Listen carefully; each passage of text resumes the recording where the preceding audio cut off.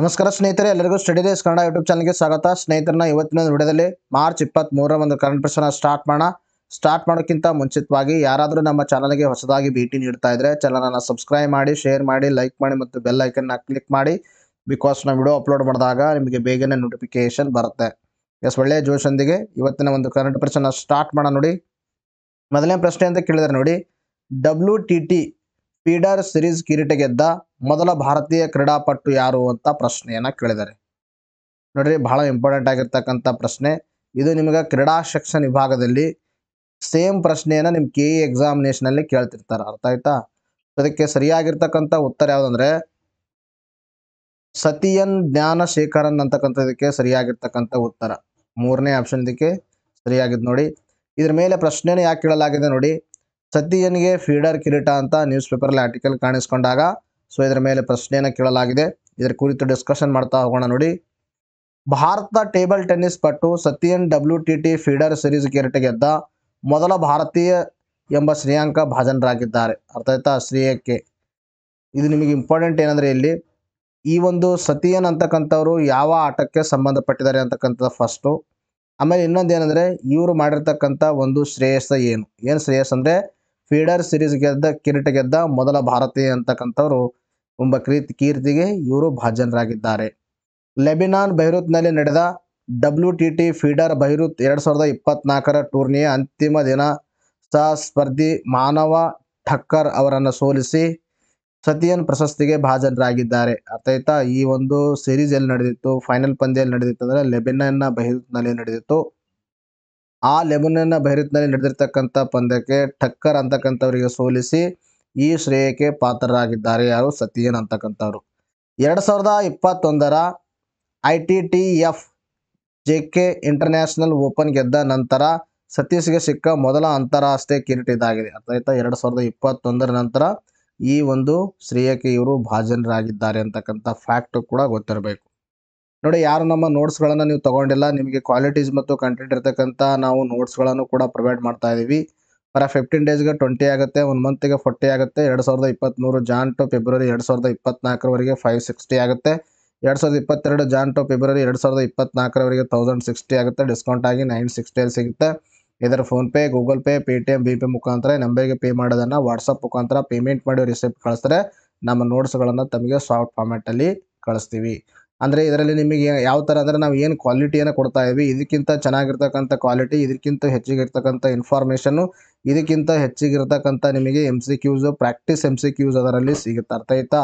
ನೀವು ಏನಾದರೂ 1 ಇಯರ್ ಒಂದು MCQಸನ್ನು ತಗೊಂಡ್ರೆ 1 ಇಯರ್ದು ಅದರಲ್ಲಿ ಸುಮಾರು ನಿಮಗೆ 1500 MCQ ಸಿಗ್ತಾವೆ. ಅರ್ಥ 1500 MCQs ನೀವು ಅದರಲ್ಲಿ ಪ್ರಾಕ್ಟೀಸ್ ಮಾಡ್ಬೋದು. ಅರ್ಥ ಆಯ್ತಾ? ನೀವು ಯಾವುದು ತಗೋತೀರಿ ಅದ್ರ ಮೇಲೆ ಡಿಪೆಂಡ್ಸ್.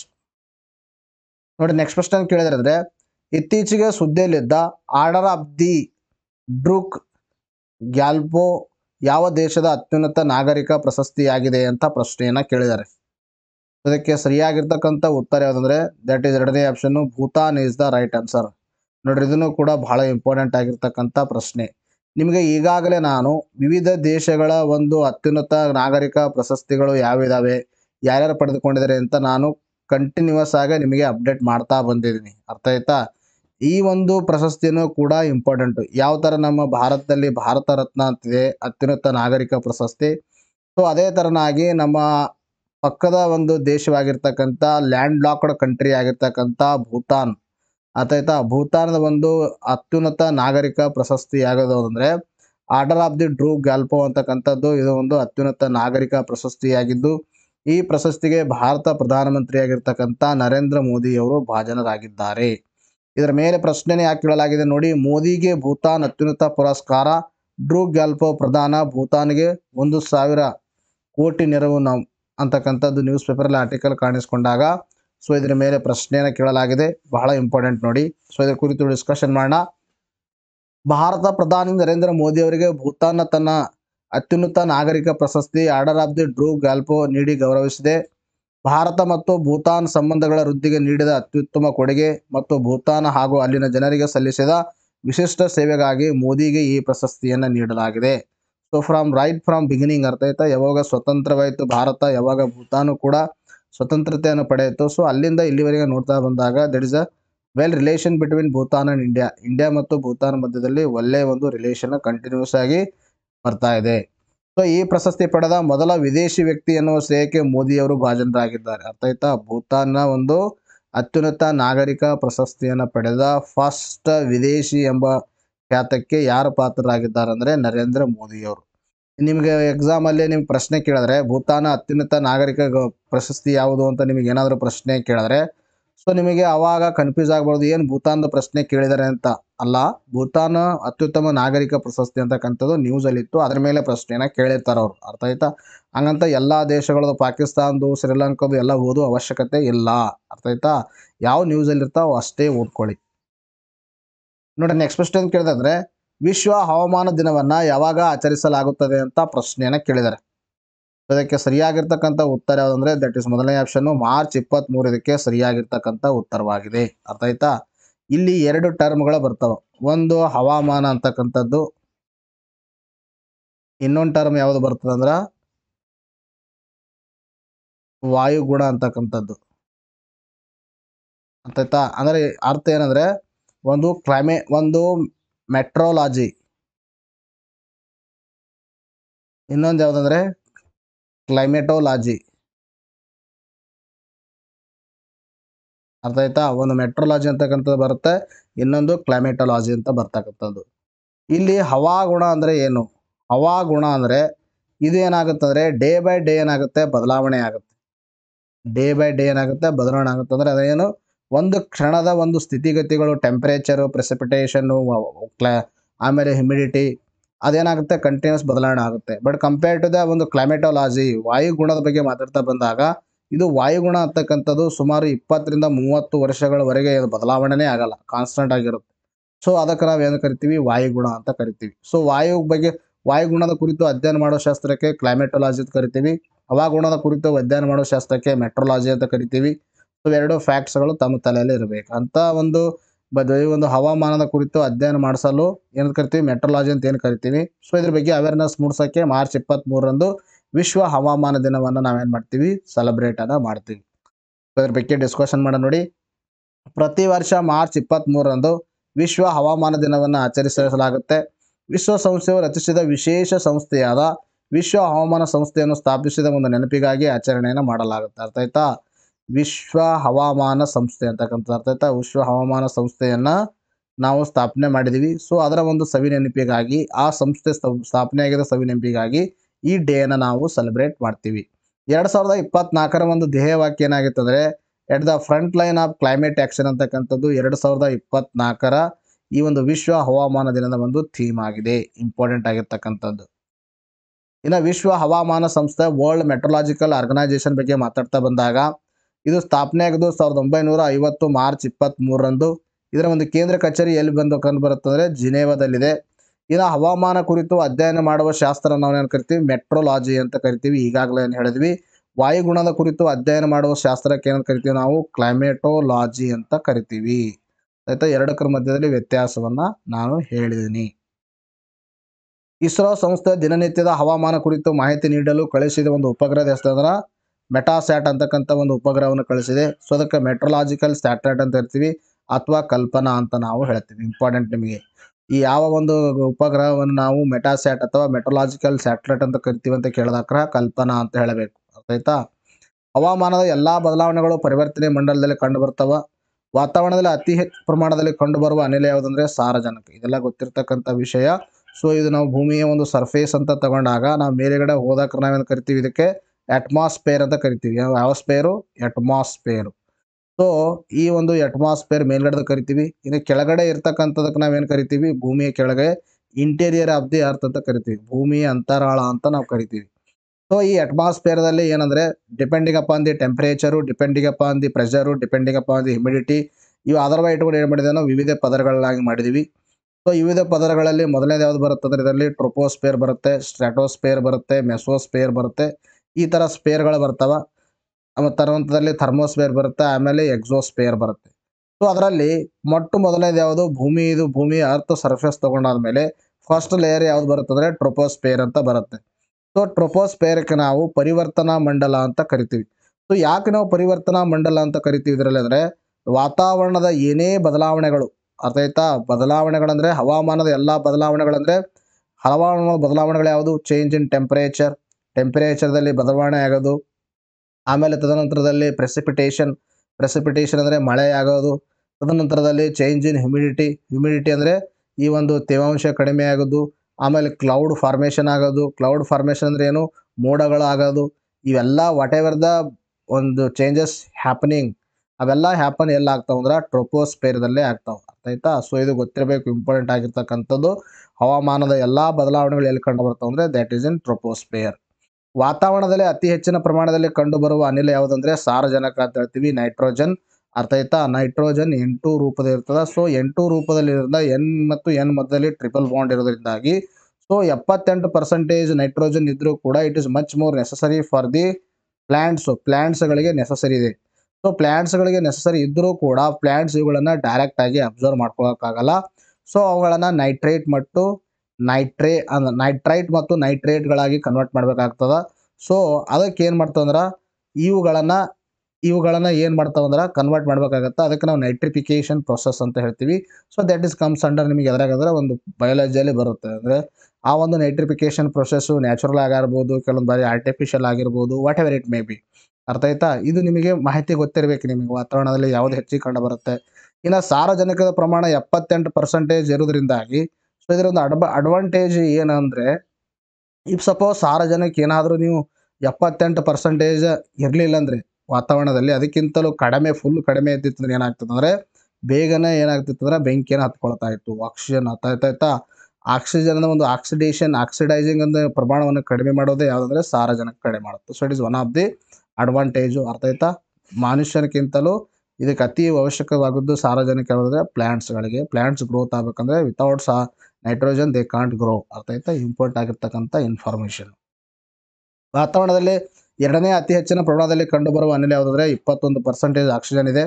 ಇನ್ನು ವಾತಾವರಣದಲ್ಲಿ ಅತಿ ಹೆಚ್ಚಿನ ಪ್ರಮಾಣದಲ್ಲಿ ಕಂಡುಬರುವ ಜಡ ಅನಿಲ ಯಾವುದಂದ್ರೆ ಆರ್ಗಾನ್ ಅಂತ ಹೇಳ್ತೀವಿ. ಸೊ ಇಲ್ಲಿ ಇವಕ್ಕೇನು ಜಡ ಅನಿಲ ಅಥವಾ ನಾವೇನು ಕರಿತೀವಿ ಐಡಿಯಲ್ ಗ್ಯಾಸ್ ಅಂತ ಕರಿತೀವಿ. Ideal gas helium, neon, xenon, krypton ಇವೇನಿದಾವೆ ಆರ್ಗಾನ್ ಇವೆಲ್ಲ ಏನಂದರೆ ನಾವು ಐಡಿಯಲ್ ಗ್ಯಾಸ್ ಅಂತ ಹೇಳ್ತೀವಿ.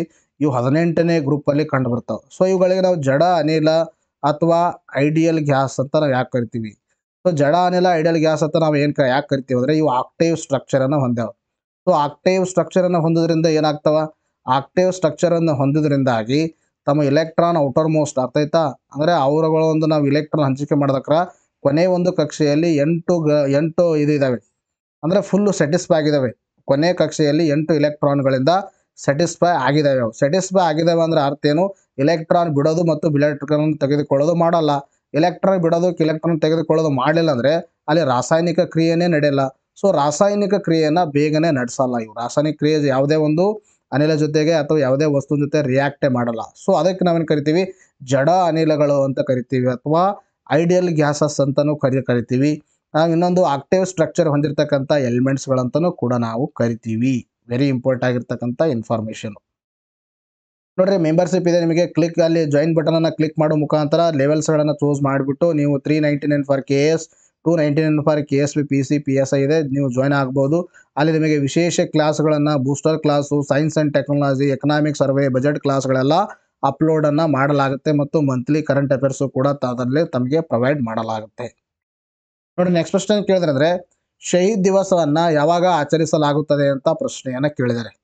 ಅದಕ್ಕೆ ಸರಿಯಾಗಿರ್ತಕ್ಕಂಥ ಉತ್ತರ ಯಾವುದಂದ್ರೆ ಮಾರ್ಚ್ 23 ಇದಕ್ಕೆ ಸರಿಯಾಗಿರ್ತಕ್ಕಂಥ ಉತ್ತರವಾಗಿದೆ. ನೋಡ್ರಿ 1931ರಲ್ಲಿ ಲಾಹೋರ್ನ ಕೇಂದ್ರ ಕಾರಾಗೃಹದಲ್ಲಿ ಗಲ್ಲಿಗೇರಿಸಿದ ಭಗತ್ ಸಿಂಗ್, ಶಿವರಾಮ್ ರಾಜ್ಗುರು ಮತ್ತು ಸುಖದೇವ್ ಥಾಪರ್ ಅವರಿಗೆ ಗೌರವ ಸಲ್ಲಿಸಲು ಶಹೀದ್ ದಿವಸವನ್ನು ಮಾರ್ಚ್ 23ರಂದು ಆಚರಣೆಯನ್ನು ಮಾಡಲಾಗುತ್ತೆ. ಸೊ ಇದು ನಿಮಗೆ ಗೊತ್ತಿರ್ತಕ್ಕಂಥ ವಿಷಯ. ಇದು ಇಂಡಿಯನ್ ಹಿಸ್ಟ್ರಿಯಲ್ಲಿ ಬರುತ್ತೆ. ಸೊ ಇಂಡಿಯನ್ ಹಿಸ್ಟ್ರಿಯಲ್ಲಿ ನೋಡ್ತಾ ಬಂದಾಗ 1931ರಲ್ಲಿ ಲಾಹೋರ್ದ ಒಂದು ಕೇಂದ್ರ ಕಾರಾಗೃಹದಲ್ಲಿ ಈ 3 ಒಂದು ಸ್ವತಂತ್ರ ಹೋರಾಟಗಾರರನ್ನ ಗಲ್ಲಿಗೇರಿಸಲಾಗುತ್ತೆ. ಸೊ 1928ರಲ್ಲಿ ಲಾಲಾ ಲಜಪತ್ ಅವರಿಗೆ ಸಾವಿಗೆ ಕಾರಣವಾಗಿರ್ತಕ್ಕಂಥ ಬ್ರಿಟಿಷ್ ಪೊಲೀಸ್ ಅಧಿಕಾರಿ ಜಾನ್ ಸೌಂಡರ್ಸ್ ಅವರನ್ನ ಕೊಂದು ಕಾರಣಕ್ಕೆ ಇವರನ್ನ ಗಲ್ಲಿಗೇರಿಸಲಾಯಿತು. ಸೊ ಯಾಕೆ ಇವರಿಗೆ ಗಲ್ಲಿಗೇರಿಸಲಾಯಿತು ಅಂತಕ್ಕಂಥದ್ದು ಕೂಡ ಗೊತ್ತಿರಬೇಕು. ಸೊ ತಮ್ಮೆಲ್ಲರೂ ಗೊತ್ತಿರುವ ಹಾಗೆ 1928ರಲ್ಲಿ ಭಾರತಕ್ಕೆ ಏನು ಬರ್ತಂದ್ರೆ ಒಂದು ಸೈಮನ್ ಆಯೋಗ ಅಂತಕ್ಕಂಥದ್ದು ಬರುತ್ತೆ. ಸೈಮನ್ ಆಯೋಗ ಅಂತ ನಾವು ಹೇಳ್ತೀವಿ.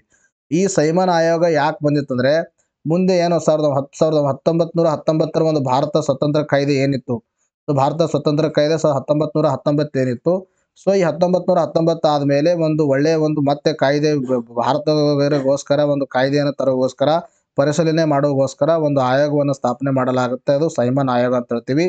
ಸೊ ಈ ಸೈಮನ್ ಆಯೋಗದಲ್ಲಿ ಸೈಮನ್ ಆಯೋಗವನ್ನು ಸ್ಥಾಪನೆ ಮಾಡ್ತಾರ. ಬಟ್ ಸೈಮನ್ ಆಯೋಗದಲ್ಲಿ ಯಾವುದೂ ಭಾರತೀಯರು ಇರಲ್ಲ, ಅದರಲ್ಲಿ ಎಲ್ಲ ಬ್ರಿಟಿಷ್ ಅಧಿಕಾರಿಗಳೇ ಇರ್ತಾರ. ಸೊ ಬ್ರಿಟಿಷ್ ಅಧಿಕಾರಿಗಳು ಇರೋದ್ರಿಂದಾಗಿ ಬ್ರಿಟಿಷ್ ಅಧಿಕಾರಿಗಳು ಭಾರತದ ಫ್ಯೂಚರನ್ನು, ಭಾರತದಲ್ಲಿ ಸ್ಥಿತಿಗತಿಗಳನ್ನು ಹೇಗೆ ಅರಿಯಲು ಸಾಧ್ಯ, ನಮ್ಮ ಇಂಡಿಯಾದವರು ಒಬ್ಬರಾದರೂ ಆ ಆಯೋಗದಲ್ಲಿ ಇರಬೇಕಾಗಿತ್ತು ಅಂತಕ್ಕಂಥದ್ದು ಭಾರತದ ವಾದವಾಗಿಬಿಟ್ಟು ಅವಾಗ ಏನು ಮಾಡ್ತಾರೆ, ಭಾರತದಲ್ಲಿ ಹ್ಯೂಜ್ ಸ್ಟ್ರೈಕ್ ಆಗ್ತದೆ. ಗೋ ಬ್ಯಾಕ್ ಸೈಮನ್ ಅಂತಕ್ಕಂಥದ್ದು ಒಂದು ಏನಾಗ್ತಾ ಚಳುವಳಿಯನ್ನು ಭಾರತದಲ್ಲಿ ಸ್ಟಾರ್ಟ್ ಆಗುತ್ತೆ ಗಾಂಧೀಜಿಯವರ ನೇತೃತ್ವದಲ್ಲಿ, ಆಮೇಲೆ ಲಾಲಾ ಲಜಪತ್ ರಾವ್ ಅವರ ನೇತೃತ್ವದಲ್ಲಿ. ಸೊ ಅದಕ್ಕೆ ಈ ಒಂದು ಪಂಜಾಬದಲ್ಲಿ ನಡೆದಿರ್ತಕ್ಕಂಥ ಗೋ ಬ್ಯಾಕ್ ಸೈಮನ್ ಚಳವಳಿಯ ಒಂದು ಸಂದರ್ಭದಲ್ಲಿ ಲಾಲಾ ಲಜಪತ್ ರವರು ಜಾನ್ ಸೌಂಡರ್ಸನ್ ಒಂದು ಅಲ್ಲಿ ಲಾಠಿಯಿಂದಾಗಿ ಏನಾಗ್ತಾರ ತಮ್ಮ ಪ್ರಾಣವನ್ನು ಕಳೆದುಕೊಳ್ತಾರ. ಸೊ ಇದನ್ನ ರಿವೆಂಜ್ ಅನ್ನ ತಗೋಬೇಕು ಅಂತಕ್ಕಂಥ ಒಂದು ಇವ್ರದ್ದು ಇಂಟೆನ್ಷನ್ ಆಗ್ತದ. ಅದಕ್ಕೆ ಜಾನ್ ಸೌಂಡರ್ಸನ್ ಅನ್ನ ಕೊಂದು ಹಾಕೋದ ಕಾರಣಕ್ಕಾಗಿ ಇವರಿಗೆ ಗಲ್ಲಿಗೇರಿಸಲಾಗುತ್ತೆ. ಅರ್ಥ ಆಯ್ತಾ? ಭಗತ್ ಸಿಂಗ್ ಅವ್ರ ಬಗ್ಗೆ ಮಾತಾಡ್ತಾ ಬಂದಾಗ ಜನನ 1907 ಸೆಪ್ಟೆಂಬರ್ 28. ಇವ್ರ ಜನ್ಮಸ್ಥಳ ಪಂಜಾಬು. ಮೊದಲ ಹೆಸರು ಭಗನ್ ವಾಲಾ ಅಂತಕ್ಕಂಥದ್ದು. ಇವರು ಬರೆದಿರ್ತಕ್ಕಂಥ ಪುಸ್ತಕ ಸ್ವಲ್ಪ ಇಲ್ಲಿ ಟ್ರಾನ್ಸ್ಲೇಟ್ ಆಗಿಲ್ಲ, ಅರ್ಥ ಆಯ್ತಾ? ಟ್ರಾನ್ಸ್ಲೇಟ್ ಮಾಡಬೇಕಾಗಿತ್ತು, ಸ್ವಲ್ಪ ನೋಡಿ ಹೊಂದ್ಕೊಂಡ್ಬಂದು. 1930ರಲ್ಲಿ ಲಾಹೋರ್ ಸೆಂಟ್ರಲ್ ಜೈಲಿನಲ್ಲಿ ಬಂದಿಯಾದಾಗ ಅವ್ರು ರಚಿಸಿದರು. ಈ ಪುಸ್ತಕ ಯಾವುದು ಅಂತಕ್ಕಂಥದ್ದು ಎಲ್ಲರೂ ನೀವೇನು ಮಾಡಬೇಕು, ಕಮೆಂಟ್ ಸೆಕ್ಷನಲ್ಲಿ ಉತ್ತರವನ್ನು ಕೊಡಿ. ಸೊ ಇಲ್ಲಿ ನಾನು ಹಾಕಿದ್ದೆ, ಬಟ್ ಇಲ್ಲಿ ಏನಾಗಿದೆ ಅಂದರೆ ಈ ಒಂದು ಇಲ್ಲಿ ಟ್ರಾನ್ಸ್ಲೇಟ್ ಕೊಡಬೇಕಾಗುತ್ತೆ, ನೋಡಿ ಟ್ರಾನ್ಸ್ಲೇಟ್ ಆಗಿಲ್ಲ, ಅದಕ್ಕೆ ಈ ಥರ ತೋರಿಸ್ತಾ ಇದೆ. ಎಲ್ಲರೂ ಕಮೆಂಟ್ ಸೆಕ್ಷನಲ್ಲಿ ಉತ್ತರವನ್ನು ಕೊಡಿ, ಪರವಾಗಿಲ್ಲ. ನೋಡಿ ಇವರು ಪ್ರಸಿದ್ಧ ಘೋಷಣೆ ಅಂದರೆ ಇಂಕಿಲಾಬ್ ಜಿಂದಾಬಾದ್ ಅಥವಾ ಕ್ರಾಂತಿ ಶುರು ಆಗಲಿ ಅಂತಕ್ಕಂಥದ್ದು ಇವರ ಒಂದು ಪ್ರಸಿದ್ಧ ಘೋಷಣೆ, ಇಂಪಾರ್ಟೆಂಟು. ಸ್ಥಾಪಿಸಿದ ಸಂಘಟನೆ ನವಜವಾನ್ ಭಾರತ್ ಸಭಾ ಅಂತಕ್ಕಂಥದ್ದು 1925ರಲ್ಲಿ ಸ್ಥಾಪನೆ ಮಾಡ್ತಾರೆ. ಇವರು 1924ರಲ್ಲಿ ಹಿಂದೂಸ್ತಾನ್ ರಿಪಬ್ಲಿಕ್ ಅಸೋಸಿಯೇಷನ್ ಒಂದು ಸದಸ್ಯರಾಗಿದ್ದರು, ಇದನ್ನು ಕೂಡ ಇಂಪಾರ್ಟೆಂಟು. ಹಿಂದೂಸ್ತಾನ್ ರಿಪಬ್ಲಿಕ್ ಅಸೋಸಿಯೇಷನ್ ಸ್ಥಾಪಿಸಿದವರು ಯಾರಂದರೆ ಸಚೇಂದ್ರನಾಥ್ ಸನ್ಯಾಲ್ ಅಂತ ನಾವು ಹೇಳ್ತೀವಿ. ಇಷ್ಟೆಲ್ಲ ಇನ್ಫಾರ್ಮೇಷನ್ನು ಇಂಪಾರ್ಟೆಂಟ್ ಆಗಿರ್ತಕ್ಕಂಥದ್ದು.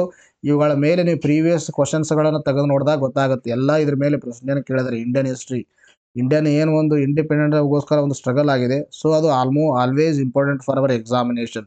ಜಾಸ್ತಿ ಪ್ರಶ್ನೆಗಳು ಅಲ್ಲಿಂದನೇ ಬರ್ತಾವೆ.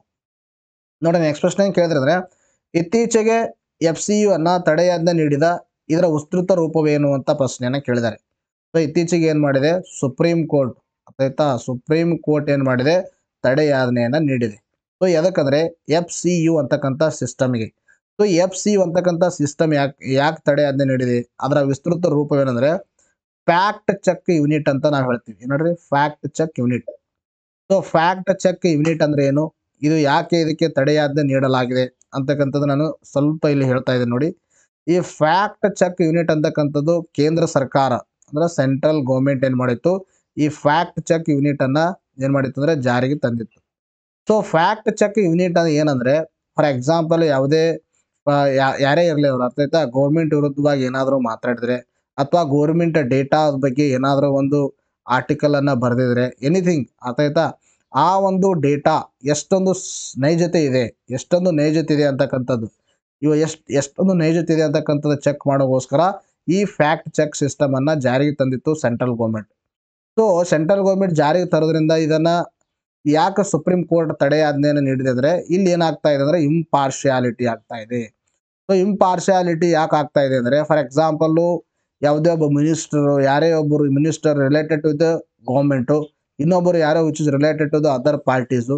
ಸೊ ಆ ಸಂದರ್ಭದಲ್ಲಿ ಫ್ಯಾಕ್ಟ್ ಚೆಕ್ ಸಿಸ್ಟಮು ಅದರ್ ಪಾರ್ಟಿಗಳಿಗೆ ಹೇಳಿದಾಗ ಅದನ್ನು ಫ್ಯಾಕ್ಟ್ ಚೆಕ್ ಸಿಸ್ಟಮಲ್ಲಿ ತಪ್ಪು ಅಂತ ಹೇಳೋದು, ಆಮೇಲೆ ಗೌರ್ಮೆಂಟ್ ಯಾರು ಮಾತಾಡಿದ್ರೆ ಸೊ ಅದು ಸರಿ ಅಂತ ಹೇಳೋದು.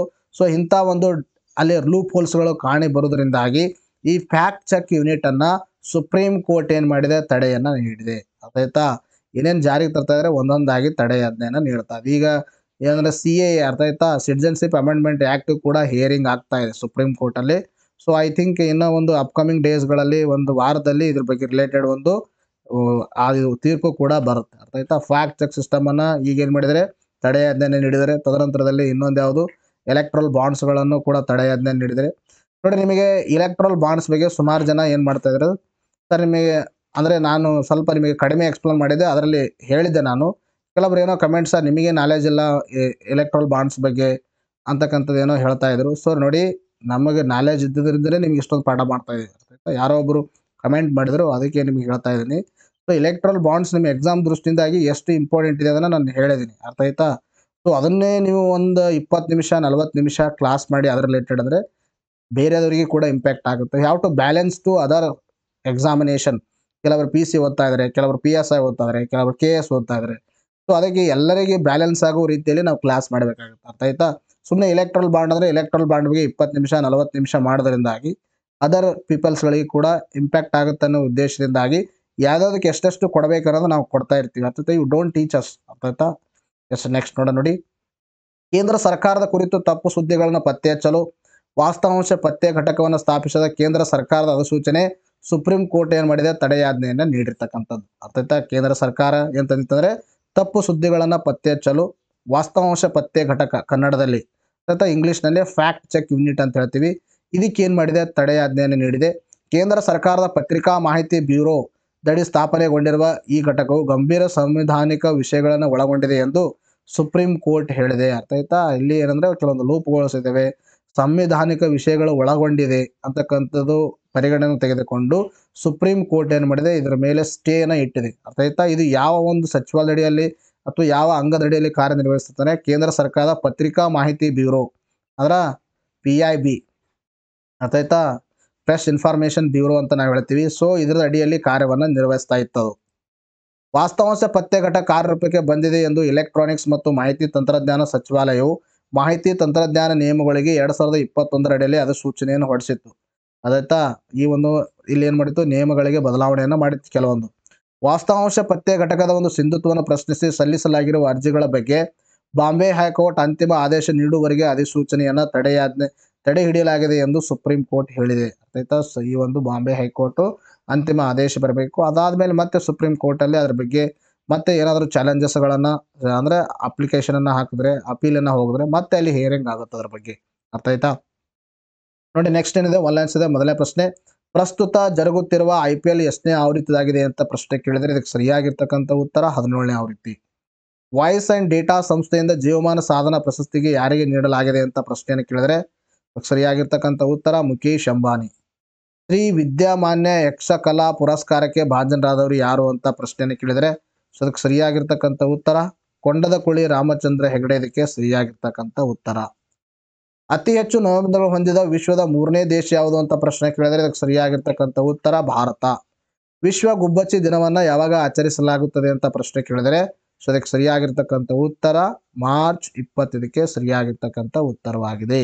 ಎಸ್, ಇವತ್ತಿಗೆ ವಿಡಿಯೋನ ಮುಗಿಸೋಕ್ಕಿಂತ ಮುಂಚಿತವಾಗಿ ತಮ್ಮೆಲ್ಲರೂ ಒಂದು ಏನಂದರೆ ಒಂದು ರಿಕ್ವೆಸ್ಟ್ ಅಂತಲೇ ಅಂದ್ಕೊಳ್ಳಿ. ಸೊ ಈ ವಿಡಿಯೋಸ್ಗಳನ್ನು ನಿಮ್ಮ ಫ್ರೆಂಡ್ಸ್ಗಳಿಗೂ ಶೇರ್ ಮಾಡಿ, ಅರ್ಥ ಆಯ್ತಾ? ಯಾಕಂದರೆ ನಿಮ್ಮಿಂದ ಅವರಿಗೂ ಕೂಡ ಏನಾಗುತ್ತೆ, ಹೆಲ್ಪ್ ಆಗುತ್ತೆ. ಬಿಕಾಸ್ ಇಂಥ ಕ್ವಾಲಿಟಿ ಕಂಟೆಂಟ್ ಇರ್ತಕ್ಕಂಥ ವಿಡಿಯೋಸ್ಗಳನ್ನು ಕೊಡ್ತಾ ಇದ್ದೀವಿ. ಸೊ ಅದಕ್ಕೆ ಎಲ್ಲ ಒಂದು ಪ್ಲ್ಯಾಟ್ಫಾರ್ಮ್ಗಳಲ್ಲಿ ವಿಡಿಯೋಗಳನ್ನು ಶೇರ್ ಮಾಡಿ ಮತ್ತು ಲೈಕ್ ಮಾಡೋದನ್ನು ಮರಿಬೇಡಿ, ಅರ್ಥ ಆಯ್ತಾ? ನಿಮ್ಮ ಲೈಕು ನಿಮ್ಮ ಶೇರು ನಮಗೇನು ಕೊಡುತ್ತೆ, ಇನ್ಸ್ಪಿರೇಷನನ್ನು ಕೊಡುತ್ತೆ. ಈ ಮೊದಲೇನು ಮಾಡ್ತಿದ್ವಿ, 2 ಡೇಸ್ಗೆ ವಿಡಿಯೋದ ಮಾಡ್ತಾ ಇದ್ವಿ, ಈಗ 1 ಡೇಸ್ ಪ್ರತಿ ಡೇನ ವಿಡಿಯೋನ ಅಪ್ಲೋಡ್ ಮಾಡ್ತಾ ಇದ್ವಿ. So it is your inspiration, ಅರ್ಥ ಆಯ್ತಾ? ನೀವು ಕೊಟ್ಟಿರ್ತಕ್ಕಂಥ ಇನ್ಸ್ಪಿರೇಷನಿಂದ ಈ ಥರ ಕ್ಲಾಸ್ಗಳನ್ನು ಮಾಡ್ತಾ ಇದ್ದೀವಿ. ಸೊ ಅದಕ್ಕೆ ನಿಮ್ಮ ಸಪೋರ್ಟ್ ಯಾವಾಗಲೂ ಇರಬೇಕು. ಇವುಗಳನ್ನು ಸಪೋರ್ಟ್ ಇರಬೇಕಂದ್ರೆ ನೀವು ಎಲ್ಲ ಮಾಧ್ಯಮಗಳಲ್ಲಿ ಈ ವಿಡಿಯೋನ ಶೇರ್ ಮಾಡಬೇಕು, ಆಮೇಲೆ ಲೈಕ್ ಮಾಡೋದನ್ನು ಮರಿಬೇಡಿ, ಅರ್ಥ ಆಯ್ತಾ? ಎಸ್, ಇವತ್ತಿಗೆ ವಿಡಿಯೋ ಮುಗಿಸೋಣ. ಮತ್ತೆ ಮುಂದಿನ ವಿಡಿಯೋದಲ್ಲಿ ನಾನು ಭೇಟಿ ಆಗ್ತೀನಿ. Thank you, take care, bye.